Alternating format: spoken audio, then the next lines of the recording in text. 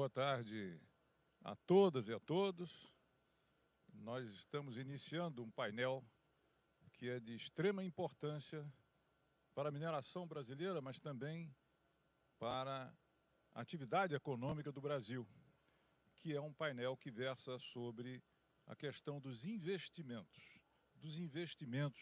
na mineração brasileira, que é, sem sombra de dúvida, um aspecto fundamental para que nós possamos explorar a potencialidade, a riqueza, a diversidade da capacidade de produção mineral do Brasil. E é um tema que eu tenho, na verdade, me defrontado com ele e que nós temos aqui, para participar desse painel, o Gustavo Bastide Hoffenbach, que é o CEO da Eurochem. Seja muito bem-vindo, é um prazer tê-lo aqui, Gustavo. Temos também o Rodrigo Augusto Nunes, CEO da Hochschild Mining PLC. Prazer de estar aqui com você, Rodrigo, seja muito bem-vindo. E, por fim, nós temos o Vitor Assis, diretor de operações da Vale Base Metals. Seja muito bem-vindo também. Caros, nós temos, na verdade, eu acho que nós temos um problema aqui no Brasil, que é o descolamento do seu setor financeiro e bancário no que diz respeito aos investimentos na mineração brasileira. Em uma reunião que eu tive com a diretoria da FEBRABAN, capitaneada pelo Isaac Sidney, que é exatamente o presidente, ele me deu uns números que eu gostaria de trazer aqui a conhecimento, se já não é, de todos vocês, que é o seguinte: o setor financeiro e bancário brasileiro, ele tem investido em atividades privadas, econômicas do Brasil, algo como 2 trilhões e 100 bilhões de reais. Na mineração, apenas 19 bilhões, ou seja, algo como 0,9%, o que evidencia um total descolamento entre o setor financeiro e bancário no Brasil e o setor mineral, que eu me lembro bem que no ano 2021, que foi um bom ano, sem sombra de dúvida, para a mineração brasileira, chegou a faturar 320 bilhões de reais. No ano anterior, alguma coisa como 250 bilhões foram devidamente faturados, setor que responde por aproximadamente 32% do saldo comercial positivo da balança brasileira. Enfim, o Brasil é uma potência mineral, entre as 5 ou 6 maiores, os 6 maiores players minerais do mundo. Entretanto, nós vivemos com esse descolamento e eu gostaria de dizer que, ainda assim, no quadriênio 2024-2028, a expectativa é que nós venhamos a ter 64,5 bilhões de dólares investidos na mineração brasileira. Dirijo uma pergunta geral aqui aos nossos ilustres participantes. O que vocês consideram, qual é o desafio e por que a mineração brasileira, tirando, aliás, é bom lembrar que o BNDES está para começar a operar em 2025 um fundo de participação, porém, de apenas R$1 bilhão. É ótimo, é um excelente sinal, mas, ao mesmo tempo, fica muito aquém da dimensão, da pujança do setor mineral brasileiro. Eu começaria pelo Gustavo, perguntando a ele o que é que ele acha deste cenário e o que é que ele acha que é possível, que é necessário fazer para que nós tenhamos um maior volume de investimentos aqui no Brasil para a mineração brasileira. Gustavo, você é muito bem-vindo mais uma vez e tem a palavra. Bom, muito obrigado pelo convite, muito obrigado pela participação aqui dos colegas. Devo dizer que essa é uma pergunta muito interessante, né? Primeiro, nós, Eurochem, estamos aí numa fronteira muito interessante entre mineração e agronegócio, né? Indústria de fertilizantes, por definição, ela tem na sua base produtiva a mineração. E aí já aproveito para dar os parabéns aqui ao IBRAM pelo grande movimento que tem sido feito. Acredito que tudo nesse país, e tudo que nos cerca, que não foi plantado, foi minerado. Então, tendo essa interface com o agro e vendo como o agro, de maneira muito competente e muito estruturada, fez a sua reputação ser hoje conhecida e orgulho do país, creio que esse primeiro passo que o IBRAM está capitaneando seja de sobremaneira importante e interessante para que a indústria da mineração seja vista com a relevância e a importância que ela tem na cadeia produtiva, no país, nas nossas divisas, para toda a nossa sociedade. Essa questão em relação aos subsídios, dinheiro, juros, eu diria que ela toca o âmago de uma questão e de um insumo que ele é fundamental para qualquer indústria de capital e para qualquer investimento no país. Tem um professor da Escola de Minas da Carolina que diz que o principal insumo para qualquer projeto de mineração não é concreto, não é máquina, é juro, é dinheiro. Não tenho a dúvida também de que o BNDES tem feito um caminho interessante com o presidente Mercadante de buscar algumas ferramentas que propiciem um financiamento e uma busca por dinheiro mais limpo e mais barato aqui no país. Olhando um pouco o mercado agro, devo dizer também que a mineração poderia se nele espelhar um pouco.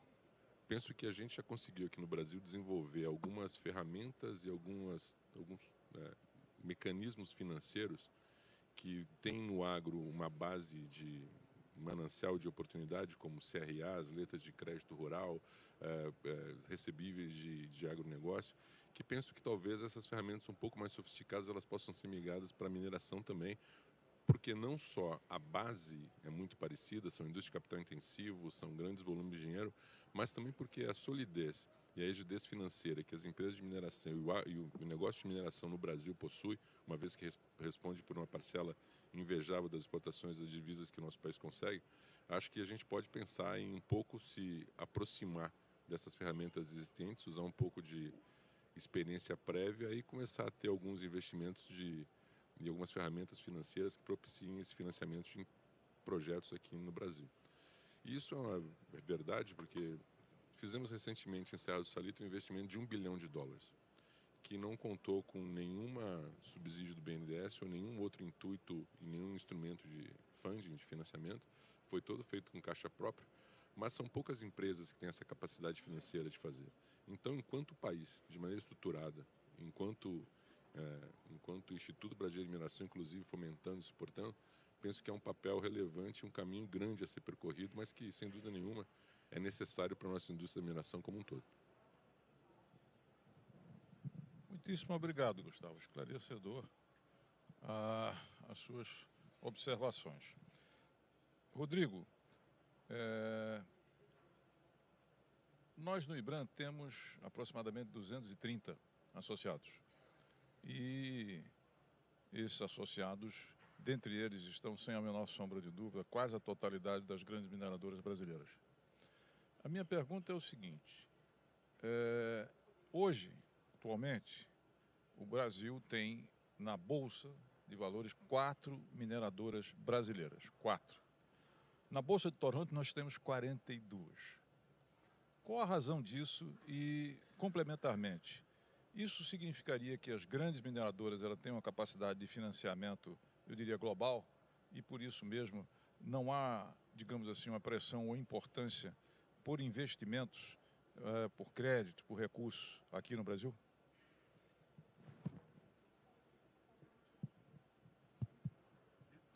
Boa tarde, Raul. Boa tarde, colegas aqui do painel.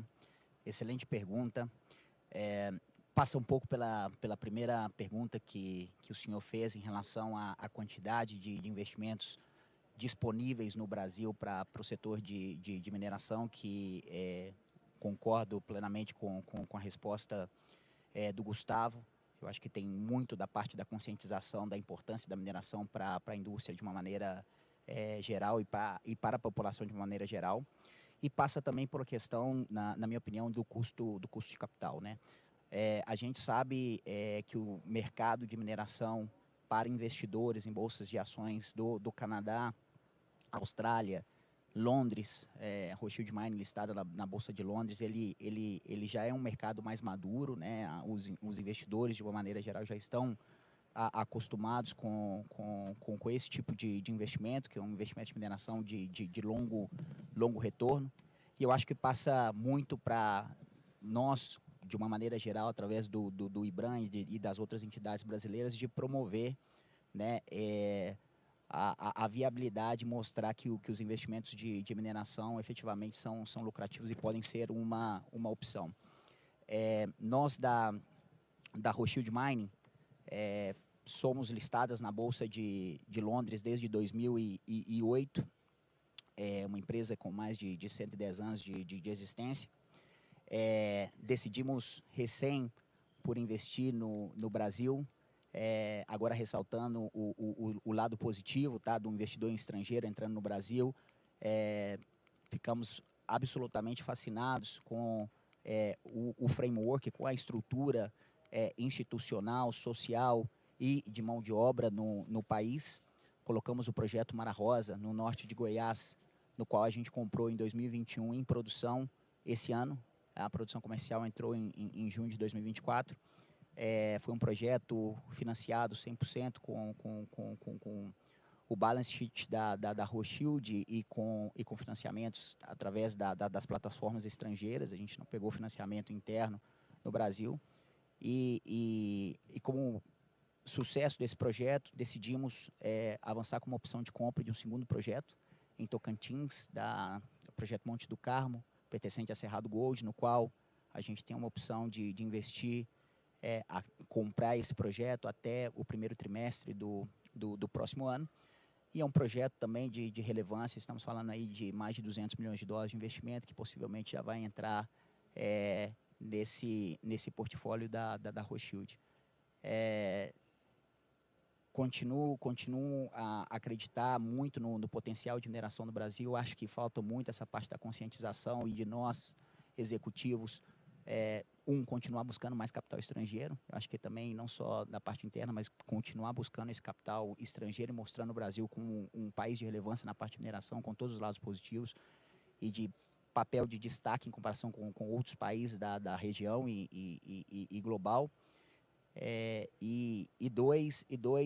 Conscientizar também a nossa esfera de investidores locais, os órgãos, para efetivamente a gente começar a ver investimentos locais entrando na mineração. É muito interessante ver essa onda de, agora finalizando a sua pergunta, de mineradoras de metais preciosos entrando no Ibovespa e tendo sucesso no Ibovespa. Acho que é um caminho muito importante também. E é um case de sucesso que mais mineradores, imagino, que vão seguir por esse caminho e fortalecer esse investimento via Brasil em bolsas brasileiras. Por favor. Permite até, acho que sua resposta foi perfeita, e eu penso que o próprio IBRAM tem um papel importante nesse assunto, porque para uma empresa ser listada em bolsa, ela tem que, primeiro, o negócio tem que ser conhecido da população, ele tem que ser atrativo para o investidor, e aí o papel de comunicar e mostrar a mineração como atrativa, sólida, é importante. E segundo, ela tem que ter um nível de governança que permita estar em bolsa. E aí, claro, a realidade da maioria das nossas empresas de mineração no Brasil, em termos de governança, ainda não é um nível de torná-las públicas, em termos de ter negociado. E aí penso que o IBRAM pode ter um papel fundamental nisso, de aglutinar e dar um caminho mais prático para isso. Obrigado ao Rodrigo e também pela complementação do Gustavo. Eu vou falar um pouquinho mais adiante sobre o nosso papel que a gente tem feito. Mas antes, eu vou querer ouvir o Vinícius. Seja muito bem-vindo uma vez mais, Vinícius. Vinícius, eu queria que antes de você abordar a questão que foi colocada, você falasse um pouquinho para as pessoas até entenderem o que é a Base Metals da Vale, não é certo? E, se possível, você complementar hoje, aonde é que a Vale tem buscado exatamente se financiar? Aqui, lá fora, essas seriam as questões. Por favor, tenha a palavra. Boa tarde a todos. Boa tarde aqui, Gustavo, Rodrigo e Raul Jugman e o público aqui presente. Ainda existe, né, uma similaridade muito grande entre a Vale e a Vale Metais Básicos, mas a Vale Metais Básicos é uma empresa que surgiu em 2023, após um processo de carve-out, onde a gente trouxe um parceiro, né, considerando 10% da fatia do negócio como um todo, e essa empresa ela foi criada justamente para ser uma empresa mais ágil, uma empresa mais focada nos minerais de transição energética, uma empresa que atualmente possui um conselho administrativo dedicado para os metais básicos, né, uma governança própria. e uma liderança executiva também permeando dentro das operações. Quando a gente olha, né, o portfólio da Vale Metais Básicos, a gente está falando basicamente as operações aqui do Atlântico Sul, operações do Atlântico Norte, mais direcionado para o Canadá, e também as operações da Indonésia. E, obviamente, que a gente tem alguns projetos extremamente importantes, projetos de exploração que a gente vem viabilizando. Mas hoje, né, quando a gente olha principalmente para o níquel e o cobre, né, que é o core da Vale Metais Básicos no mundo, a gente está com muitos investimentos alocados aqui no Sudeste, principalmente do Pará, né? Quando a gente olha o nosso portfólio de crescimento, o nosso pipeline de crescimento, a gente está falando que temos investimentos aí na ordem de 36 bilhões de reais nos próximos 10 anos para acontecer dentro da Vale Metais Básicos. E, obviamente, né, uma vez que a gente trouxe esse parceiro, que é a Manara Minerals, é uma empresa muito conectada com o nosso propósito, muito conectada com os nossos valores, nossas aspirações. É uma empresa que tem acesso ao capital muito mais atrativo, né? E é uma empresa que certamente vai estar suportando a nossa estratégia de crescimento no médio e longo prazo. Então, fechando um pouco aí o seu comentário, a sua pergunta, então a Vale Base Metals é uma empresa nova, né? Temos portfólios aí ao redor do mundo, refinarias também posicionadas em locais bastante estratégicos para a gente suprir parte da demanda pelos metais de transição no médio e longo prazo. Obrigado, Vinícius. Eu vou voltar ao Gustavo. Gustavo, você foi muito feliz quando colocou no seu segunda fala a questão de que para você ter acesso à Bolsa, você precisa de ter uma governança e você precisa de ter os seus dados devidamente aferíveis pelo mercado, tá certo? Entretanto, a minha experiência é a seguinte, no que diz respeito às empresas, a maioria delas que estão relacionadas como afiliadas do IBRAM, isso já acontece. Entretanto, nós temos, segundo os números que infelizmente não são precisos, nós temos 8 mil, 9 mil mineradoras no Brasil. Vamos daí tirar, expurgar as pequenas, as micro, por assim dizer. Mesmo assim, restaríamos o quê? 100, 150 empresas, vamos aqui dar o popular chute, que teriam condições, por exemplo, de buscar abrir seu capital, de procurar captar recursos, ou mesmo que você queira reduzir esse número a 100, que seja. Isso, entretanto, não acontece. Isso não vem acontecendo. Por quê?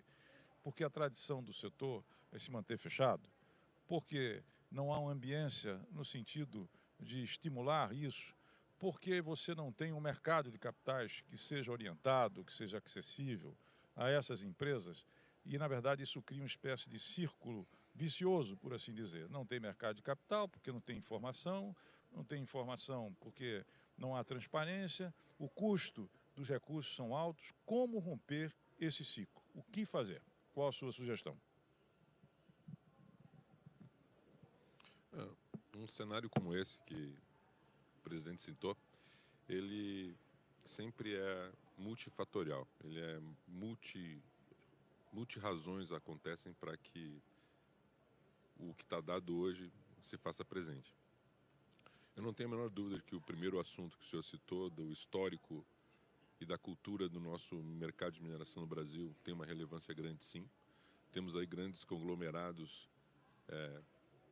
corporations, né? Mas temos também um grande número de empresas sólidas, com rigidez financeira, até com governança, mas que são empresas familiares, que estão na sua segunda ou terceira geração, e que vão passar, eu não tenho a menor sombra de dúvida, por um processo de modernização e de acesso a esse mercado de capitais num futuro próximo. Temos uma outra gama considerável de empresas que são menores, que são ainda familiares, que não têm, na sua perspectiva próxima, a passagem por um processo de profissionalização, não tem nem condições, sejam financeiras ou até mesmo de intelectuais para fazê-lo, em termos de capacidade instalada, e que certamente vai se passar por uma aglutinação desse mercado no futuro próximo, assim como outras indústrias e outros mercados já passaram.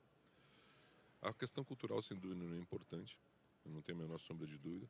A segunda questão que se faz também relevante é o fato de que a nossa bolsa, ela é uma bolsa que tem características que não privilegiam a pulverização do pequeno investidor e uma grande gama de papéis alternativos. Acho que isso é algo que também no médio prazo vai se alterar, porque cada vez mais, e a gente vê exemplos disso no próprio mercado financeiro com essas ferramentas que eu já citei anteriormente, cada vez mais o mercado de investimentos ele vai se popularizar. Quando nós olhamos agora a um horizonte de 10 anos atrás, o número de investidores CPFs no Brasil aumentou vertiginosamente. Esse acesso a investimentos, essa educação financeira que está acontecendo de maneira, eu diria até, fomentada pelos próprios investidores e pelas próprias empresas que atuam no mercado, vai fazer com que cada vez mais haja espaço para que outro tipo de empresa, outro tipo de indústria se faça presente na Bolsa, e sendo um negócio tão atrativo como é o negócio de mineração, sendo tão, diria, simbioticamente inserido no nosso PIB, tão relevante para o negócio nacional e para a nossa produção local, eu não tenho dúvida de que os papéis vão ser atrativos. Então, esse ciclo vai ser quebrado quando isso acontecer, não tenho dúvida disso.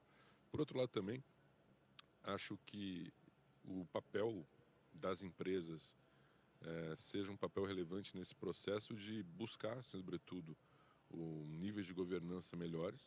Isso devia ser o DNA de qualquer empresa presente na Bolsa ou não. Passa por instituições como o IBRAM, que ajude, fomente e dê o norte para que essa evolução, entre aspas, do mercado aconteça.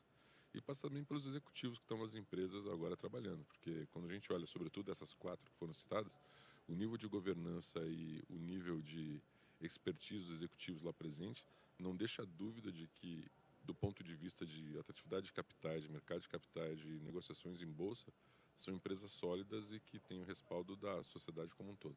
Então, creio que é uma evolução que, passo a passo, vai acontecer e, oxalá, seja breve. Obrigado, Gustavo, pela sua resposta, mais uma vez muito rica. Rodrigo, geralmente quando se fala na ampliação do investimento, dos recursos, da canalização dos recursos, tanto aqui de dentro como de fora, para o setor mineral, 2 obstáculos estão sempre presentes, ou são sempre citados. A questão do licenciamento ambiental, da regulação ambiental, e o outro é aquilo que se convencionou chamar de segurança jurídica, mais especificamente insegurança jurídica. O setor está quase sempre convivendo com novos impostos, novas taxas, que aqui já foram referidos. No seu modo de entender, é isso mesmo que cria essa dificuldade, quer dizer, dentre outras que aqui o Gustavo já citou, e qual é a expectativa que o setor tem de que nós consigamos superar esses obstáculos que travam boa parte do investimento privado no setor mineral no Brasil? Muito obrigado.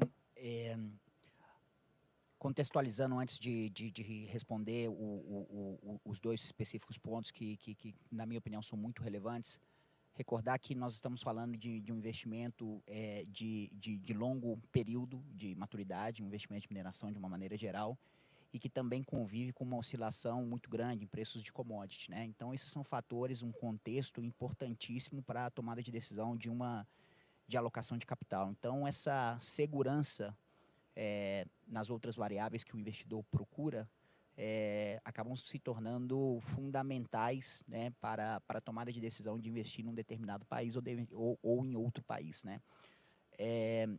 Os 2 pontos colocados, né, a parte de licenciamento ambiental, que para mim é super relevante, né? Nós estamos falando aí de uma das principais variáveis para tomada de decisão de construção, é uma parte que, na minha opinião e na experiência que a gente tem vivido no Brasil especificamente, é uma parte que o Brasil, comparativamente falando com outros países da América do Sul e até do mundo, tem um sistema bastante sólido ambiental, tá? E uma velocidade na análise de licenciamento ambiental superior a outros países, inclusive países que a gente opera atualmente. Mas sim, concordo, que existem oportunidades de melhora, né, de aceleração de tempos de análise. Passa também não só pelas agências ambientais e a quantidade de mão de obra utilizada para análise dos respectivos processos, que às vezes são muito complexos e muitos processos ao mesmo tempo, né? Mas também pela qualidade técnica dos estudos de impacto ambiental, a qualidade técnica dos estudos de engenharia das próprias mineradoras a apresentar esse documento, que seja um documento sólido, transparente e que tenha e que dê a segurança, né, técnica e ambiental para o analista, para os órgãos efetivamente tomar a decisão de uma forma rápida. Então, acho que tem os dois lados aí da moeda, né? Em relação à segurança ou à insegurança jurídica, né, pelo contexto inicial que eu havia comentado, ou seja, por ser um investimento de longo tempo, de período, nós estamos falando aí no investimento de mineração, quando a gente está começando a explorar efetivamente, a virar uma mina, mais o payback, em menos de 10 anos não acontece, né? Eu vou citar o meu caso, ou o caso da minha indústria, que é a indústria de metais preciosos, de ouro, ou seja, uma mina de ouro, para você encontrar o primeiro furo a efetivamente passar por todas as etapas, né, de I'll licenciamento transfer ambiental. you to your breakdown Ok. in the notes of you. Just a moment. Focus. Tá. Nós estamos falando aí desse primeiro furo até efetivamente se converter em uma mina, 6 a 7, 9 anos, talvez mais. E depois disso, não vamos nos esquecer que os projetos hoje, de uma maneira geral, né, aí obviamente, alavancado pode ter uma estratégia diferente, mas um payback diferente, mas projetos dessa magnitude, nós estamos falando de projetos que têm entre 3 e 5 anos de payback. Então, nós estamos falando do investidor que vai demorar pelo menos 15 anos para começar a ver o dinheiro dele de volta. Então, ele efetivamente necessita dessa previsibilidade jurídica, né? Eu acho que o Brasil avançou muito nesse ponto. Confesso que, operando também em outros países da América Latina, né? A gente tem minas no Peru, a gente tem minas na Argentina, temos projetos no Chile. A parte tributária do Brasil continua ainda sendo uma parte bem complexa, né? Que agora com essa reforma a gente espera que seja mais sintetizada, mas é uma reforma também de médio prazo, né? A gente vai começar a ver os resultados a partir de 2026 fracionado. E também a segurança jurídica de uma maneira geral, né? Garantir que as concessões, que o investimento seja seu, né? A propriedade. E efetivamente isso são 2 pontos para mim fundamental, mas eu volto a frisar, comparativamente falando, eu acho que com outros países da América do Sul e Central, o Brasil tem uma plataforma muito sólida na questão institucional, na questão de licenciamento ambiental. Países mineiros como Peru, Brasil, Chile estão mais avançados de maneira geral do que outros países. E eu acho que esse é um dos motivos pelo qual também a gente está vendo muito investimento estrangeiro vindo para o Brasil, né?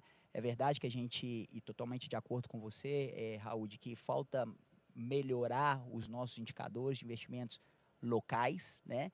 Mas do ponto de vista de investimentos de fora vindo para o Brasil, a gente está vendo avanços muito importantes e números muito significativos no mercado de mineração. Eu sou um exemplo vivo de que tudo correndo bem, a gente já investiu mais de 300 milhões de dólares no projeto inicial, entre compra da Amarillo Gold e construção do projeto Mara Rosa. Já estamos falando de pelo menos 250 a 300 milhões de dólares entre compra do Monte do Carmo e construção do Monte do Carmo. Então, no intervalo de 4 anos, já foram 600 milhões de dólares de um investidor estrangeiro que não tinha operação no Brasil, efetivamente colocando esse capital aqui por todo esse aspecto positivo da mineração brasileira. Muito obrigado, Rodrigo. Aliás, falando nisso, eu recebi ontem aqui a embaixadora da Austrália. E, para minha surpresa, ela disse que aproximadamente 30 empresas australianas estão aqui na Exposibran. E a própria Exposibran, me permita, é um pouco exemplo disso. Quer dizer, nós estamos superando todas as Exposibrans, essa é a 25ª anteriores. Nós temos 600 stands aqui. Nós não só, digamos, explocamos toda a área interna como nós fomos para fora.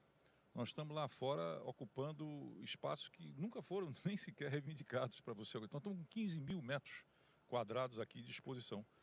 E vamos ter alguma coisa como 70 mil, mais de 70 mil visitantes aqui. Então, eu costumo dizer, é como se fosse um renascimento, né? Da mineração, você sente aqui e fora. Quando a Agência Internacional de Energia diz que no ano de 2023 o mercado para os minerais críticos foi de 320 bilhões de dólares e que em 2030 vai ser 1 trilhão e 100, eu acho que isso é um pouco um demonstrativo. Mas vamos lá falar agora com o Vinícius. Vinícius, eu falei na Austrália. Em 15 anos atrás, nós produzíamos algo como 320, 330, por aí, milhões de toneladas de ferro. A mesma coisa que a Austrália. Hoje a Austrália está produzindo algo ao redor de 900 milhões de toneladas e nós continuamos na mesma escala, praticamente. Além disso, em 2025, pelo que se fala, Simandu, né, que tem um imenso potencial comparável de Carajás, não sei se o mesmo teor, mas pelo menos uma imensidão que você tem lá de reserva nesse sentido, que obviamente vai impactar a Vale. Vai impactar a Vale, como já impactou, evidentemente, a produção australiana. A Base Metals é uma resposta da Vale a isso, ou seja, a Vale está procurando uma diversificação em termos de investimento por conta da dificuldade de manter-se competitiva no que diz respeito ao mercado global. Só para lembrar, viu, Gustavo, 78% das exportações brasileiras vão para a Ásia hoje. 78%. E eu estou falando de tudo, estou falando só de ferro, embora ferro seja alguma coisa como 70% da nossa produção mineral. Pois bem, e a América do Sul só 2%, que ele estava falando de Peru, e nós temos pouquíssimas trocas aqui. Então, a pergunta é essa que eu lhe fiz. Essa é uma saída da Vale para a questão da competitividade, da logística, ou eu estou errado? Raul, excelente pergunta, né? Quando a gente fala dos metais de transição energética e também a gente fala do ferro, né? São business diferentes, né? E é um dos motivos, né, que a Vale Metais Básicos nasceu em 2023. Primeiro, para intensificar e destravar o valor do negócio, nós temos excelentes potenciais dentro dos nossos ativos atuais, um potencial geológico gigante, principalmente se tratando de cobre e se tratando de níquel. Para você ter uma ideia, né, a gente tem uma ambição, uma aspiração de dobrar a produção de níquel em 10 anos e triplicar a produção de cobre em 10 anos. E quando a gente entra para o Brasil, dessa produção total hoje da Vale Metais Básicos, no níquel, 10% está concentrado aqui no Brasil. E para o cobre já 75%. Então a gente tem um mar de oportunidades aí para frente para a gente converter todos os investimentos e de fato trazer mais valor para o negócio. Trazendo uma perspectiva do minério de ferro, né, que foi sua pergunta principal, certamente, né, o passado, né, a Vale foi líder por muito tempo no fornecimento de minério de ferro para o mundo. E esse ponto, né, ele acaba remetendo na resposta do Rodrigo, que é a questão de segurança jurídica, licenciamento. A gente ainda vem cavidades, né, principalmente lá no norte, aqui no sudeste. Então, a gente ainda tem alguns entraves, né, que ainda não deixa a gente alavancar, principalmente a vertical do ferro, né. E, obviamente, né, quando a gente olha a Austrália, né, um país minerador, né, a Austrália é um país minerador, então já tem leis bem difundidas, né, a gente tem leis ambientais bem avançadas, um licenciamento de certa forma, mais rápido de ser conseguido, comparado aqui no Brasil. Então, é uma gama de fatores que afeta diretamente aí a Vale a perder esse espaço nos últimos anos. Muito obrigado, Vinícius. Gustavo, você falou que existia uma intersecção entre a questão mineral e o agro, para vocês. Existia uma proximidade com os dois setores, correto? Então, a minha pergunta é o seguinte, o agro vem, ao longo dos tempos, se defrontando com mais e mais, digamos assim, regulamentos, sobretudo da União Europeia, que trazem conflitos, dificuldades para o setor, não é? e, evidentemente, que isso também tem um aspecto de competição para o mercado, não é apenas uma questão, digamos, socioambiental. Na sua perspectiva, isso tende a acontecer com a mineração? Ou seja, nós vamos também passar a conviver em breve com regulamentos, seja da União Europeia, seja de outros países, que vão impactar a mineração brasileira e, com isso, travando possibilidades em termos de investimento? Bom, realmente, a nossa indústria, sobretudo a indústria de fertilizantes, ela está na interface entre mineração e agronegócio. Nós somos responsáveis por um elo do agronegócio, um elo relevante, 60%, 50%, 60% dos custos de um produtor rural estão na área de fertilizantes, e o Brasil hoje ele é importador de cerca de 85% de todo o fertilizante que consome. Eu diria que, associado a licenciamento ambiental, associado à própria disponibilidade de capital, à própria segurança jurídica, por os investimentos em mineração, se me permite, cabe também endereçar-se o assunto do certo desconhecimento do nosso subsolo que temos aqui, né? Meu pai foi geólogo do DNPM durante muitos anos e, desde que ele se aposentou, muito pouco do subsolo se descobriu, além do tempo que ele estava na ativa.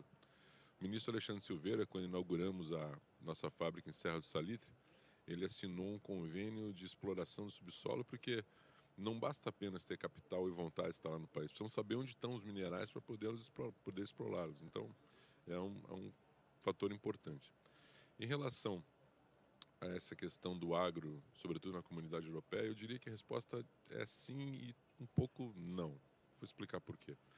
Porque hoje o que vemos do agro na União Europeia é, de certa forma, um certo protecionismo disfarçado de regulamentos ambientais, de condições e covenants socioambientais que estão muito focados na União Europeia e nos mercados que ela tende a proteger internamente. Penso que sim, a mineração vai passar por alguma, sobretudo na mineração quando a gente fala em exportações e talvez, sobretudo ainda nos minerais especiais, metais básicos, como a Vale está fazendo, algum controle maior, algum cuidado maior em relação a isso.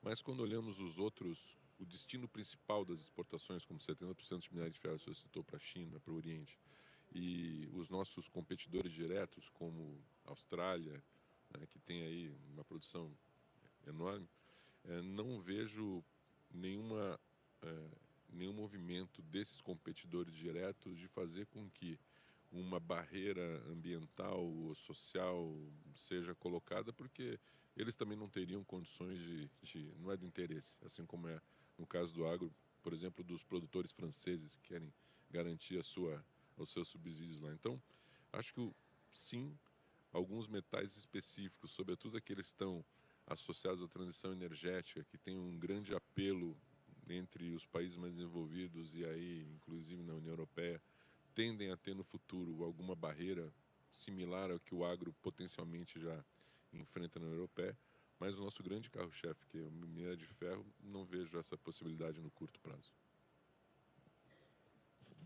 Obrigado, Gustavo. Eu vou pedir agora para passar o vídeo que o Rodrigo nos trouxe, por favor. Ok?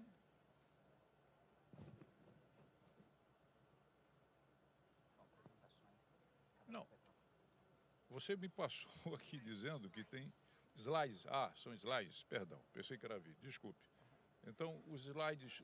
Mas se quiser, ele faz um vídeo, né, Rodrigo? Faz um vídeo. Tem um vídeo também. Tem um vídeo também de slide. Pode passar? Vamos lá?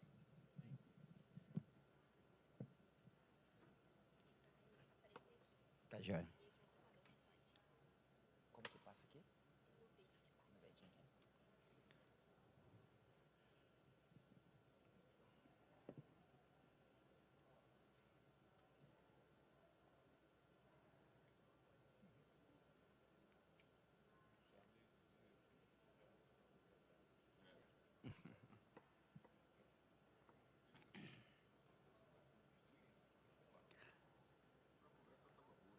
A conversa estava excelente. Bom, é com muito orgulho, né, que eu, representando a Rothschild Mining, estou aqui.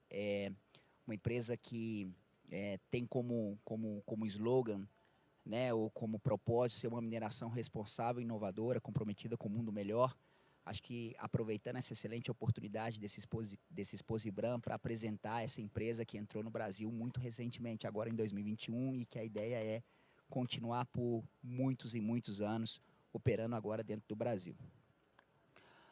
Nós somos uma empresa com mais de 100 anos de experiência. Hoje somos listados desde 2008 na Bolsa de Londres e operamos principalmente na América do Sul. Temos o foco com a lavra, a exploração, a lavra, o processamento e a venda principalmente de ouro e prata. Atualmente a gente possui 3 operações. A Operação Imaculada, que é a nossa operação principal, na região de Ayacucho, no Peru, a 4.600 metros de altitude, uma operação underground. Temos uma operação underground também, subterrânea, de ouro e prata, na região de Santa Cruz, na Argentina. E, recentemente, agora em 2024, colocamos em operação o nosso projeto Mara Rosa, tá? Totalizando uma produção atribuível de 350 a 360 mil onças equivalentes, que é o porte da Rothschild. Dando um pouco de ênfase no nosso resultado financeiro desse primeiro semestre de 2024, nós tivemos um EBITDA, incremento de EBITDA substancial pela inclusão do projeto Mara Rosa e pelos altos preços dos metais, no qual a gente tem 177 milhões de dólares nesse primeiro semestre, e um lucro de 83 milhões de dólares. Eu vou colocar o vídeo agora para mostrar a Rothschild, o vídeo institucional. Aí está.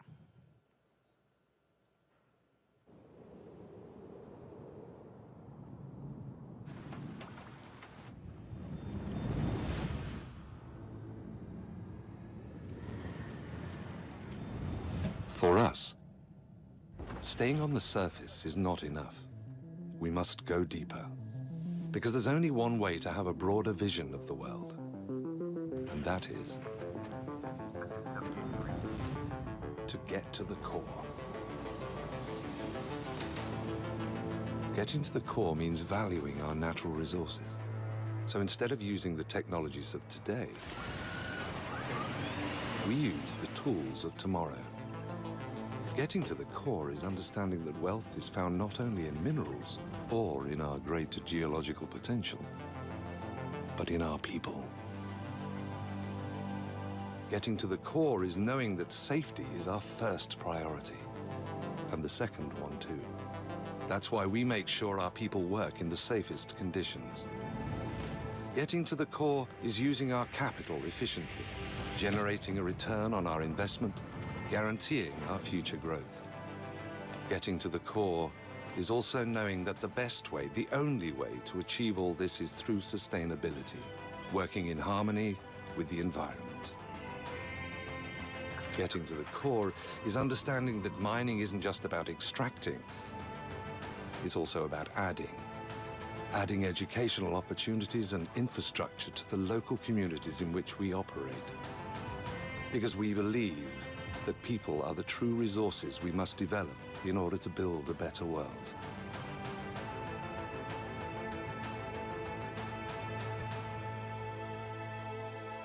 Getting to the core is what we've been doing for more than 100 years, with the same commitment every day, every hour, every minute. Hochschild, beyond mining.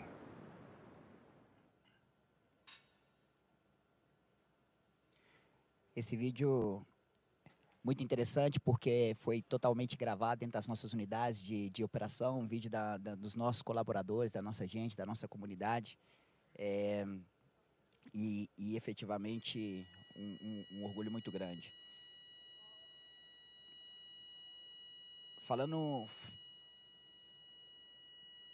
microfonia em algum lugar.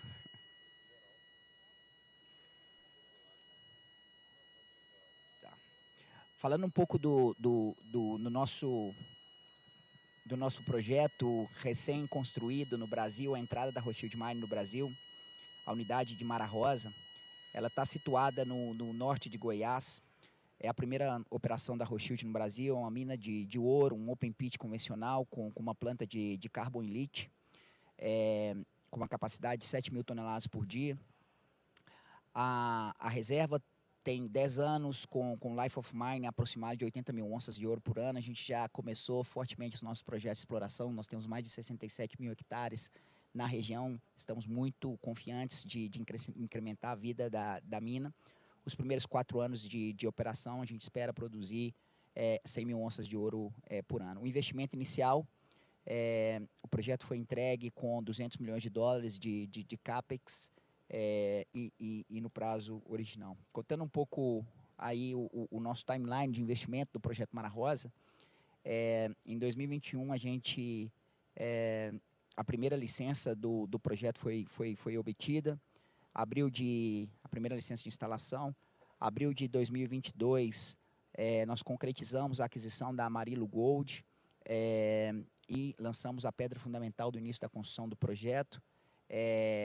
Conseguimos, em agosto de 2022, a licença de instalação da planta, que era a parte que estava pendente da licença de instalação inicial. Trabalhamos aí de agosto de 2022 até fevereiro de 2024 na construção do projeto. Finalizamos a primeira barra em fevereiro de 2024. Declaramos a produção comercial em maio. Em junho, o projeto foi finalizado, o ramp-up, e hoje ele está operando a capacidade nominal instalada com ritmo de 8 mil a 9 mil onças por mês. Muito mais importante do que entregar esse projeto no CAPEX de 200 milhões de dólares ou no prazo, é o orgulho da gente ter entregue esse projeto com mais de 5 milhões de horas trabalhadas, completadas, sem acidentes, com tempo perdido. O que demonstra o compromisso fundamental da Rothschild de ser uma empresa responsável e com o mais alto estándar de segurança, que foi aí alcançado ao longo desses 100 anos de existência. Alguns números importantes e fundamentais do nosso programa de ESG no Brasil. O primeiro deles, desde o dia 1, o nosso foco em desenvolver a nossa comunidade, desenvolver as cidades próximas no qual, de área de influência direta, onde a gente opera. Nós temos hoje, trabalhando na Rothschild, 40% da mão de obra é da cidade de Mara Rosa e Amaralina. Esse número só foi possível porque antes mesmo de começar a operar, a gente treinou mais de 1.000 pessoas nos diversos cursos técnicos, utilizando a plataforma S. 81% da nossa mão de obra é do estado de Goiás.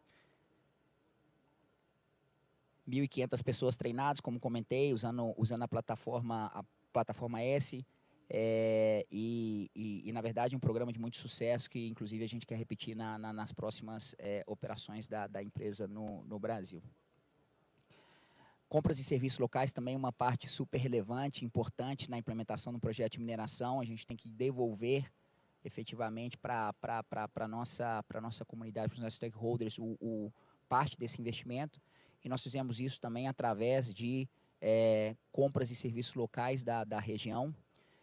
O gráfico aí mostra, né, o avanço significativo de compras locais do início da construção do projeto 2022-23 e já foram mais de 100 milhões de reais gastos no comércio de Mara Rosa, 250% acima do previsto, né?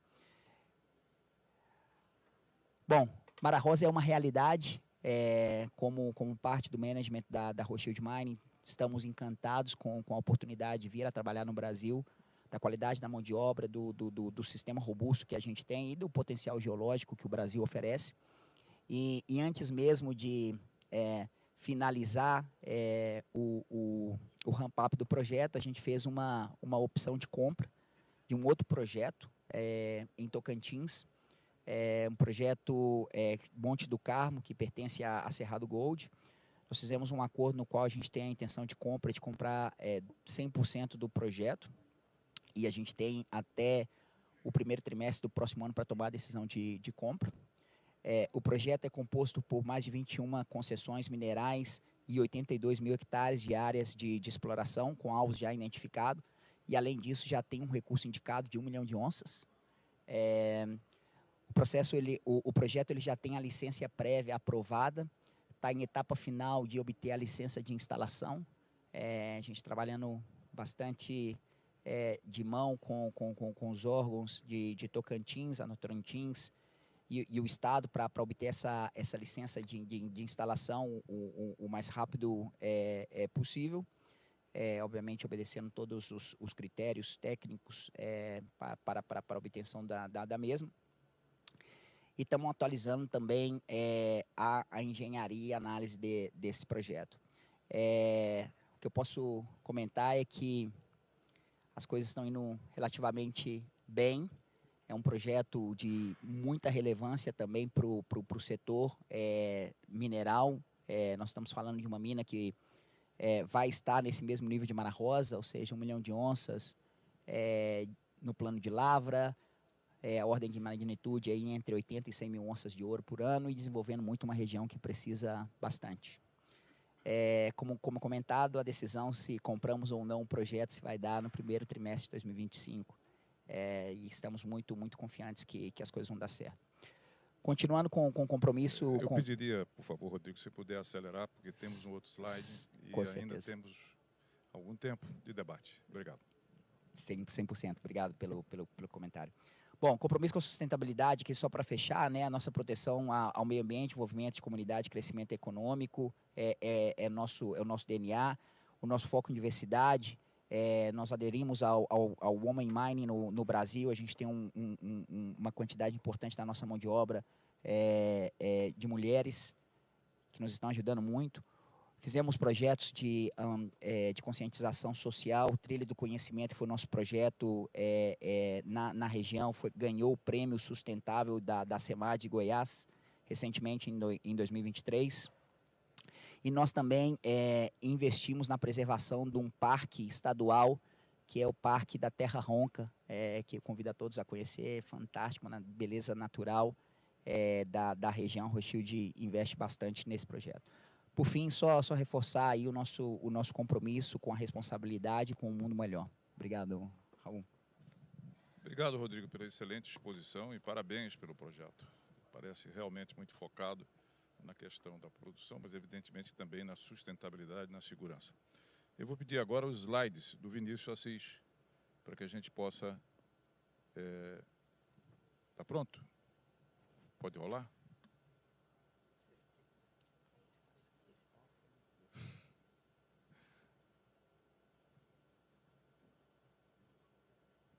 Bom, boa tarde a todos novamente. Raul, primeiramente queria agradecer e parabenizar o IBRAM, que de fato fomentam importantes discussões sobre o nosso setor esse que é de suma importância para a economia do nosso país e que em 2023 representou 4% do PIB, setor que é extremamente importante para a gente continuar crescendo e evoluindo com a sociedade.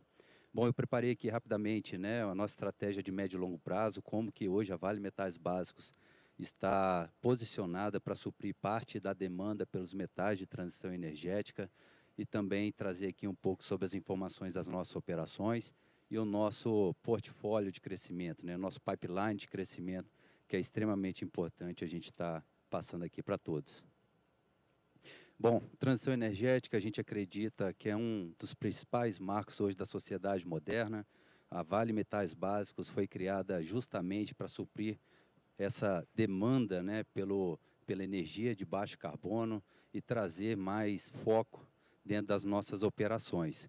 Quando a gente entra, né, um pouco mais na demanda pelos metais, a gente tem um time de estratégia extremamente focado, competente e dedicado, que eles trazem algumas informações extremamente importantes sobre o setor automobilístico, né, que é um setor extremamente forte que conecta principalmente com os metais de transição energética. Basicamente, a gente vai dobrar a quantidade de veículos elétricos até 2030. E quando a gente compara o veículo elétrico com o veículo a combustão, nós estamos falando cerca de 30 vezes mais níquel, que demanda adicionalmente, e 8 vezes mais cobre para fabricar essa bateria elétrica que vai ser utilizada no veículo. Então, com certeza, né, 3 anos atrás a gente via menos carros elétricos na rua, hoje em dia a gente vê mais e futuramente a tendência é dobrar. E adicionalmente, não só o setor automobilístico, mas também a geração de energia limpa, né? Eu estou falando de turbinas eólicas, estou falando de sistema de energia solar, estou falando de usinas de geração de energia solar, que cada vez mais essas tecnologias convergem também para a descarbonização. Falando da Vale Metais Básicos, mas antes rapidamente falando da Vale, né? A Vale é empresa mineira brasileira, nasceu em 1942 aqui em Itabira, com as verticais atualmente de mineração, logística, siderurgia e energia. E a Vale Metais Básicos, né, ela foi criada justamente para estar suprindo essa demanda pelos metais de transição energética. Então, uma empresa com foco mais ágil, com capital, um acesso a capital mais acessível e também uma empresa com uma governança independente. Então, hoje, a Vale Metais Básicos ela está posicionada em vários locais do mundo, né, indo para as operações do Canadá. Estamos falando de Thompson, Voisey's Bay, Long Harbour, Port Colborne e Sudbury. Long Harbour hoje, comparado à média, né, ela tem 70% de pegada de carbono menor comparado o mesmo segmento para o níquel classe 1. E o Sudbury atualmente é um dos maiores complexos de mineração do mundo também. E o Canadá hoje possui a maior produção de níquel refinado da América do Norte. Avançando aí para as operações do Brasil, falando basicamente cobre, Salobo e Sossego, e Onça-Puma, a operação que a gente tem de níquel. Na Indonésia também temos operações de PTVI, que fornece níquel aí para o mundo inteiro. E o depósito de Uhu, que é um depósito de cobre de classe mundial, que também está dentro do nosso portfólio de crescimento. E entrando um pouco nas refinarias, nós temos 2 refinarias extremamente estratégicas, uma no Reino Unido, no Clydach, e também uma na Matsuzaka, no Japão. Então, basicamente, esse é o portfólio, essa diversificação hoje da Vale Metais Básicos no mundo, e, obviamente, eu vou trazer um pouco aqui mais para frente os projetos que a gente está direcionando aqui para o Brasil. Entrando aqui no Brasil, né, a Vale Metais Básicos opera no modal mina, logística e porto, todo concentrado de Salobo e Sossego, ele é escoado através da estrada Ferro-Carajás, a mesma estrada que escoa o minério de ferro do Corredor Norte, e o Onça-Puma escoa a produção de níquel através de rodovia até o porto de Barcarena. Então, todo concentrado de cobre vai para São Luís e o níquel contido, né, o nosso produto vai para Barcarena. Obviamente, a gente fala de transição energética, a gente fala de estratégia, mas pessoas sempre focadas no centro do nosso negócio. Então, a gente é uma empresa cada vez mais diversa, inclusiva, são pautas e discussões constantes dentro da nossa agenda. A gente pratica o diálogo aberto, né, o compromisso com a segurança e integridade, e, de fato, a gente é, sim, uma empresa diversa e trabalhando cada vez mais para ser intencional. Atualmente são 17 mil empregados na Vale Metais Básicos no Brasil, sendo 6 mil próprios, 11 mil terceiros, sendo 26% de mulheres na operação e liderança, 43% de negros em posições de liderança, eu estou falando de coordenadores, estou falando de gerentes, estou falando de diretores, e 42% de líderes são locais. Então, é um trabalho muito forte que a gente faz, semelhante aqui com o que foi apresentado por Gustavo, de justamente treinar, capacitar as pessoas da nossa região e ocupar essas posições de liderança. A gente também trabalha com o poder público, né, e a sociedade. Atualmente, somos a 4ª maior empresa do Brasil e a 4ª maior arrecadora de CEFEM do país. Eu estou falando da Vale Metais Básicos.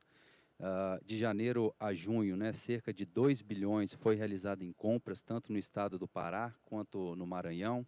Atualmente, cerca de 3.500 pessoas foram beneficiadas diretamente e indiretamente dos nossos projetos sociais e mais de 70 milhões em investimentos socioambientais em 2024. E, obviamente, a gente é uma empresa segura, uma empresa sustentável, e atualmente 90% dos nossos ativos têm um consumo de energia que vem de fontes limpas. Quando a gente entra para a energia, né, a gente tinha uma meta para 2025, a gente conseguiu antecipar 100% da energia hoje no Brasil é renovável e globalmente com a perspectiva de 2030. E Carajás, acho que é bom a gente compartilhar aqui, é um exemplo para o mundo. Hoje nossas minas ocupam apenas 3% da floresta nacional de Carajás e 97% da floresta hoje, a Vale Metais Básicos, junto com a Vale, suportam o Instituto Chico Mendes, juntamente com o IBAMA, justamente para a gente proteger a floresta que hoje está localizada lá no Pará. Indo para o Salobo, rapidamente, Salobo é um ativo extremamente importante para a Vale Metais Básicos, é um ativo de classe mundial, com operação de céu aberto e 3 usinas de processamento. É um ativo que começou em 2012 essa operação, 2013 teve o avanço, o primeiro embarque do Salobo 2. Hoje, quando a gente olha a cava do Salobo, né? Bom, hoje quando a gente olha a cava do Salobo, hoje é uma das minas que mais movimentam material, estéreo e minério do Brasil. Está falando de cerca de 130 a 140 milhões de toneladas por ano. Salobo 3, é importante destacar também, é uma expansão do Salobo em 2. No ano passado, a gente fez todo o processo de implantação, comissionamento, ramp-up, já estamos na fase de estabilização dessa usina. É uma usina que processa 12 milhões de toneladas por ano e foi feito um investimento no Salobo 3 de US$ 1 bilhão para a implantação desse projeto. Indo para Sossego, né, a Operação de Sossego também é a primeira operação de cobre da Vale no mundo. Começou as operações em 2004 e esse ano nós completamos 20 anos de operação na mina do Sossego. Certamente é uma mina muito importante para a Vale Metais Básicos. É uma mina que a gente vem desenvolvendo diversos projetos para estar estendendo o Life of Mine do Sossego. Onça Puma também é uma operação que partiu em 2011, teve a primeira linha em 2010. É uma operação que hoje o forno, atualmente, ele tem capacidade de processamento de 25 mil toneladas por ano de ferro-níquel. E a gente também está passando por um processo de expansão, onde a gente está tendo investimento na ordem de 2,5 a 3 bilhões de reais, que é basicamente um novo forno para expandir a produção de 25 para 40 mil toneladas por ano. E quando a gente fala do portfólio de crescimento, né, a gente trabalha muito com o Hub Sul e Hub Norte. O Hub Sul está mais localizado na região de Canaã dos Carajás e, obviamente, né, todas essas cavas que estão dentro do nosso LOM, a gente está projetando processar todo o minério no Sossego. Então, o Sossego hoje é uma mina que opera por 20 anos e tem ainda diversos projetos para estender. O Bacaba, principalmente, que é o principal e o mais próximo, né, a gente está falando de início da operação em janeiro de 2028. É um projeto com investimento de 3 bilhões de reais. Então, ele vai trabalhar com a lavra, todo o minério ele vai ser deslocado através de caminhão fora de estrada e com DMT hoje de aproximadamente 10 quilômetros. Também tem o cristalino. Cristalino é um potencial gigante quando a gente fala de ferro, cobre e ouro, que está dentro do nosso Life of Mine. Temos também Visconde, Barão, 118. Quando a gente olha o Hub Sul, né, são os projetos conectados aí com Sossego, nós estamos falando de investimentos próximos de 20 bilhões de reais. Indo para o Hub Norte, rapidamente, a gente está falando do projeto alemão, que é um projeto subsolo, de stand-alone também, com uma operação dedicada, com investimento na ordem de 7 a 9 bilhões. Temos também o projeto Salobo, Salobo 3,5, Salobo 4, a gente está estudando aí tecnicamente e financeiramente para colocar rápido nossas operações. E o Paulo Afonso também, que é uma operação stand-alone, que fica próximo hoje das operações de Salobo. Voltando aqui na nossa ambição, né, eu comentei anteriormente nas perguntas, a gente tem uma perspectiva de dobrar a produção de níquel nos próximos anos e triplicar a produção de cobre.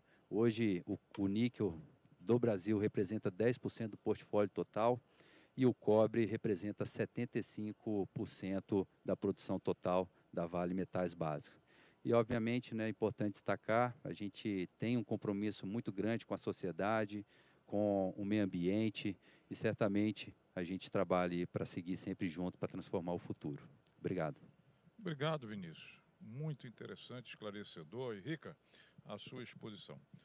Agora eu vou voltar com o Gustavo. Gustavo, eu queria que você fizesse também uma apresentação da Euroquem, que atua em 121 países e que aqui, sobretudo, está voltado para a área de potássio. Então, por favor, Gustavo. Bom, alô. Bom, a gente tem uma pequena apresentação aqui que eu vou passar, mas primeiro, realmente, a gente está presente em mais de 190 países, temos uma produção da ordem de 20 milhões, quase 30 milhões de toneladas de fertilizantes no mundo, somos uma das únicas 3 empresas globais que produzem os 3 nutrientes NP e K. Estamos presentes aqui no Brasil desde 2016, onde já investimos mais de 3 bilhões de dólares. Eu vou passar um rápido vídeo, acho que assim funciona. Vamos ver. Todos os dias, milhares de famílias e empresas se dedicam a produzir o alimento que move o mundo. Gente que nutre os nossos sonhos e nos proporciona força para enfrentarmos desafios gigantescos. É junto delas que nós, da Euroquem, estamos, no mundo inteiro. Somos um dos líderes globais na produção de fertilizantes. Presentes em mais de 100 países, comercializamos mais de 27 milhões de toneladas em 2023. O nosso negócio é criar soluções nutricionais de alta tecnologia para melhorar a qualidade e a produtividade do campo. A nossa missão é crescer junto de quem trabalha para garantir a segurança alimentar no mundo, um desafio impossível de ser superado sem contar com um gigante pela própria natureza chamado Brasil. A Euroquem está aqui desde 2016. Já são 21 unidades espalhadas pelo país. Agora, o tempo é de crescer ainda mais. Para esse desafio, apresentamos o maior e mais moderno investimento global da Euroquem dos últimos anos, o complexo de Serra do Salitre, em Minas Gerais. Uma operação totalmente integrada, da extração do fosfato em nossa mina até a planta industrial, onde esse minério é tratado com tecnologia de ponta, beneficiado com inovação e com toda a segurança, transformado em produtos de alta qualidade. 1 milhão de toneladas de fertilizantes por ano para a agricultura brasileira. Isso significa menos importação, mais autonomia do mercado interno e segurança para planejar e crescer, mantendo vivo e pulsante esse gigante mundial da produção de alimentos. O compromisso da Euroquem é com o Brasil e com o respeito às suas riquezas naturais fundamentais para garantir um crescimento permanente e sustentável. Porque sabemos que em se plantando em terra preparada e fertilizada, tudo dá. Vamos crescer junto com a agricultura, junto de quem trabalha todo dia para colocar o alimento nas mesas das famílias. Mais produtividade no campo é mais crescimento para o país.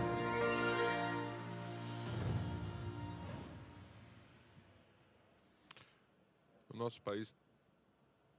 nosso país tem uma missão e uma vocação de garantir a segurança alimentar de bilhões de pessoas ao redor desse planeta. E é impactante quando sabemos que 85% do fertilizante que consumimos nesse país ele é importado. Esse investimento que fizemos em Serra do Salitre de US$1 bilhão, ele representa um pequeno passo nesse sentido, da redução da dependência internacional. Mas não há como falar em redução da dependência internacional sem falar em mineração. Porque, tirando o nitrogênio, os nitrogenados que vêm do gás natural, sobremaneira, potássio e fósforo precisam ser minerados, precisam de mineração. Esse investimento, que foi o primeiro efetivamente alinhado ao Plano Nacional de Fertilizantes das últimas 5 décadas, tem uma mina de fosfato, sim, e eu diria que, muito alinhado com o que Vale Metals, Base Metals e com a Rothschild falaram, penso que a nossa grande licença para operar seja a segurança das pessoas, seja o respeito ao meio ambiente e seja o impacto positivo que acabamos criando nas comunidades que atuamos. Eu tenho profundo orgulho em dizer que mais do que $1 bilhão que foi investido em Serra Salitre, mais do que os 11 milhões de homem-horas trabalhados que lá foram colocados sem acidentes, eu dizer que o nosso legado para a comunidade, o impacto positivo na vida de cada indivíduo é que faz a diferença. Não há como pensar em mineração, não há como pensar em investimentos saindo desses números enormes de cifras e volumes que falamos, mas olhando para o indivíduo, olhando para a pessoa. Essa é a nossa medida, a medida do indivíduo. A Euroquem tem um profundo compromisso com o meio ambiente, com o respeito às pessoas, e tem aqui no Brasil um terreno fértil para fazer com que cada vez mais essa dependência seja reduzida via investimentos, via mineração, mas também fazendo do que o nosso agronegócio e, por consequência, também um pouco a nossa mineração sejam mais sustentáveis e mais olhando e mirando o futuro. Não tenho a menor dúvida de que eventos como esse fazem a diferença e colocam essa pauta cada vez mais próxima de todos nós, sejamos executivos, participantes, expositores, agentes do governo, e tenho certeza de que, num curto prazo, de acordo com o Plano Nacional de Fertilizantes, essa dependência vai ser gradativamente reduzida. Nossa dependência hoje de fosfatos importados é da ordem de 60%. A nossa dependência hoje de potássio importado é da ordem de 95%. Então fica claro que não é uma empresa ou outra empresa que vão reduzir, sobretudo em potássio, essa dependência nacional. Passa por termos aí sim um plano de governo alicerçado no Plano Nacional de Fertilizantes, mas também o que discutimos antes, um licenciamento ambiental mais célere, porque tecnicamente ele é muito correto e muito sólido, mas carece de celeridade. Temos instrumentos de financiamento que permitam que as empresas venham aqui e se instalem, e, sobretudo, a segurança contratual e jurídica que discutimos antes. Então, quando esses vetores se alinham, não há a menor possibilidade de que não tenhamos investimentos em mineração, em fertilizantes, em qualquer outra indústria de capital relevante nesse país. Gustavo, muitíssimo obrigado pela sua exposição. E eu quero agradecer aqui a presença do Gustavo, CEO da Euroquem, do Rodrigo Augusto Nunes, CEO também da Rothschild. Eu acho que eu falei errado. Rothschild não, né? Rothschild, tá bem. É homônimo, então. Main PLC, e do Vinícius Assis, diretor de operações da Base Metals, também conhecido aqui entre nós, entre minerais básicos. Muito obrigado a vocês, foi um excelente painel, e a todos que nos assistiram até aqui também o nosso muito obrigado.